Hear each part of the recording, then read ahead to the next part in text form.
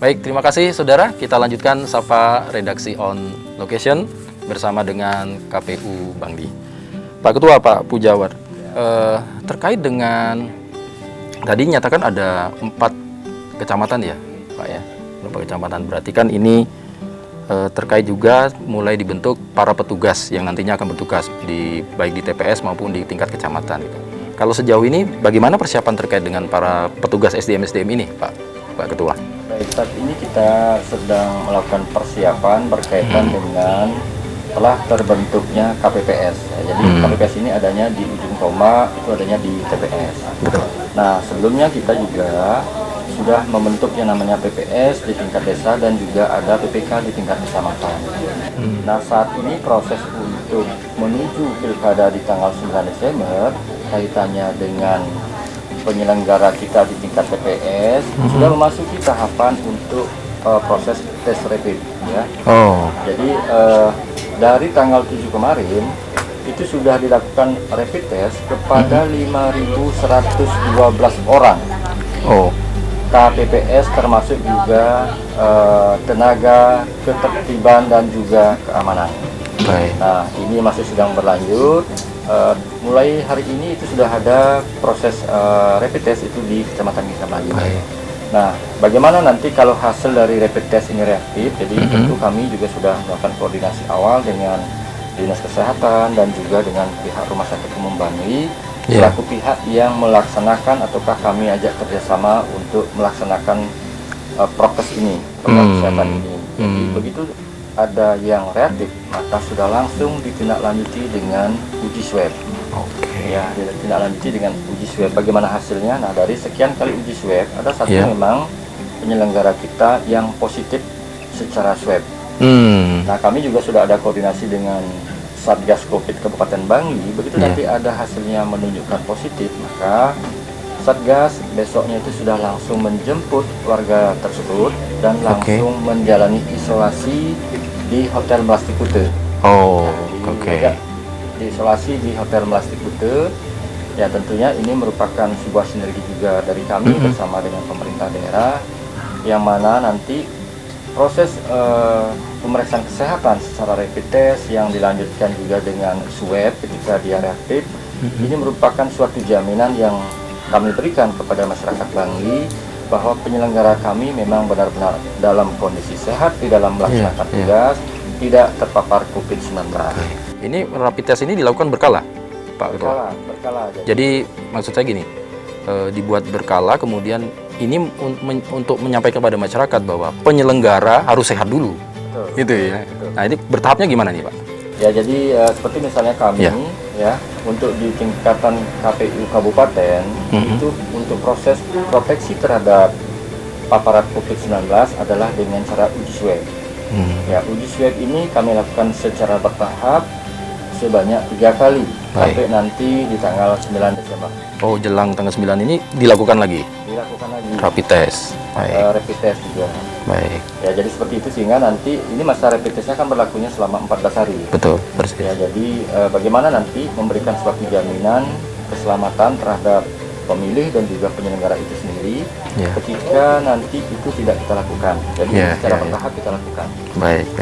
Nah, kalau sebelum saya masuk ke logistik, Pak Ketua, saya ke Bu Anom. Bu Anom kan terhadap data pemilih ini kan tadi sudah ditetapkan 182.000 sekian ya, 988.992. Ini kan kita tahu Bangli ini kan ada di gunung, desanya juga panjang. Ini ada kesulitan, Bu, atau upayanya bagaimana untuk bisa mencapai semua? Kemarin apa yang dilakukan oleh KPU Bangli terkait dengan kondisi seperti itu?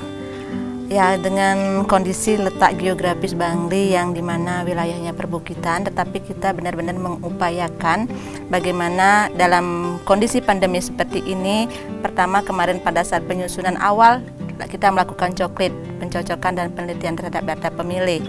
Itu kita benar-benar mengupayakan bagaimana mendapatkan data itu valid. Kita terus melakukan koordinasi dengan PPS. Ketika PPS itu sudah terbentuk, kita lakukan koordinasi mengenai pemetaan TPS. Setelah pemetaan TPS dicermati oleh PPS bahwa ini benar datanya seperti itu untuk TPS-TPS-nya, baru kita melanjutkan untuk pencoklitan. untuk perekrutan PPDP. Kemudian setelah selesai coklit, dari daftar pemilih kita tetapkan menjadi dari HP tetapkan menjadi DPS. Kemudian DPS kita turunkan kembali untuk dilakukan pencermatan oleh PPS di tingkat pleno di PPS dan di PPK itu daftar pemilih hasil pemutakhiran, kemudian ditetapkan kembali ke KPU menjadi DPT. Saat ini di Bangli kita membentuk 566 TPS. 566 TPS tersebar di seluruh Bangli. Tersebar di Masih ada kemungkinan ada perubahan sampai dengan tanggal 9, Ibu Anom? Untuk DPT itu tidak akan ada Tidak ada perubahan lagi karena sudah ditetapkan. Baik. Ada antisipasi misalnya sampai perjalanan ada yang meninggal, sampai perjalanan mungkin, terutama untuk calon pemula ini. Ya. Mereka 17 tahun, mungkin baru tanggal 1 17 tahun, padahal harusnya sudah dapat hak. Ya. Ini udah ada antisipasi yang gitu. Nah, untuk pemilih pemula yang berusia nanti tanggal 9 Desember berusia 17 tahun itu sudah masuk dalam DPT. Oke. Sudah masuk. Kemudian untuk nanti kiat-kiat karena regulasi terhadap penduduk itu sangat signifikan, terutama yang meninggal yang pindah domisili karena perkawinan itu kemudian datang dari luar Bangli itu datang. Ketika nanti yang baru datang dari luar Bangli berarti tidak akan terdaftar dalam DPT. Ketika nanti pada saat 9 Desember dia sudah mengurus keadministrasian di Bangli, dia bisa menggunakan hak pilihnya menggunakan KTP. Datang jam 12 ke TPS. Ya, tetap diakomodir ya Bu Ya. ya. Kemudian yang meninggal mungkin nanti oleh yang meninggal yang pindah domisili keluar ke Bangli itu akan diberi tanda pada DPT. Kemudian pada C pemberitahuannya itu akan dilaporkan kembali ke KPU seperti itu. Jadi ini peran dari perangkat desa dan juga terakhir di ujung tombak para di KPPS-nya ini untuk betul-betul mencermati hal ini. Iya. Kemungkinan saja bisa terjadi. Ya, mungkin bisa ditambahkan sama Pak Ketua, karena Pak Ketua ke logistiknya juga itu nyambung. Ya. Baik, nah terkait ini ya Pak Ketua, ini kan banyak bukit tersebar di 500 TPS tadi ya? 566. 566 TPS. Nah terkait dengan logistik nih Pak Ketua, sampai saat ini bagaimana dengan kotak suara, surat suara, perkembangan SPW termasuk pendistribusiannya bagaimana nih strateginya? Gitu. Silakan Pak Ketua. Baik, terima kasih. Jadi menyambung apa yang disampaikan Bu Anom juga bahwa kita di KPU Kabupaten Bangli khususnya kaitannya dengan data pemilih memang benar-benar kita menjadi konsen ke sana, di mana antisipasi untuk pemilih pemula. Kenapa demikian? Kenapa pemilih pemula yang kita antisipasi? Karena saat ini pemilih pemula ada juga yang sudah didata, mereka juga belum melakukan perekaman. Nah, tentunya kami bersama Dukcapil sudah mendata dan sudah meminta data-data itu kepada kepala sekolah di sekolahnya masing-masing, sehingga nanti pada saat hari H harus dipastikan bahwa pemilih ini sudah rekaman KTPL. Dan itu sudah dilakukan oleh Dukcapil. Begitu juga misalnya menyatakan orang meninggal dunia. Jadi kami pada saat kemarin PPDP kita turun ke bawah itu juga selain membawa data pemilih dan juga formulir yang kita persiapkan, mereka juga membawa yang namanya surat pertanggungjawaban mutlak. Dimana ketika ada pemilik kita yang meninggal dunia tidak boleh hanya dinyatakan dengan informal bahwa itu meninggal dunia, tetapi harus di backup dengan yang namanya dokumen yang dibuat oleh keluarga yang menyatakan sebagai saksi, ada juga kardus dan juga diketahui oleh kepala desa. Nah, inilah sebagai dasar untuk nanti menghapus di dalam sistem kami dan juga di sistem Dukcapil. Sehingga nanti bagaimana data pemilih kita menjadi komprehensif, menjadi mutakhir adalah diawali dengan adanya pembuatan sebuah data pemilih yang di backup dengan dokumen. Sehingga tidak ada lagi nanti orang masih hidup dinyatakan Betul. Jadi validitas ini menjadi hal mutlak terkait dengan ini. Juga sangat berimplikasi dengan kebutuhan logistik. Betul. Kita. Kenapa demikian? Karena nanti untuk penetapan DPT yang namanya penggunaan hak di TPS pada saat hari H, di sana melekat yang namanya protokol kesehatan. Adanya protokol kesehatan. KPU RI sudah menggariskan juga bahwa pemilih kita yang nanti datang ke TPS pada saat menggunakan hak pilihnya, dia menggunakan sarung tangan sekali pakai dari plastik.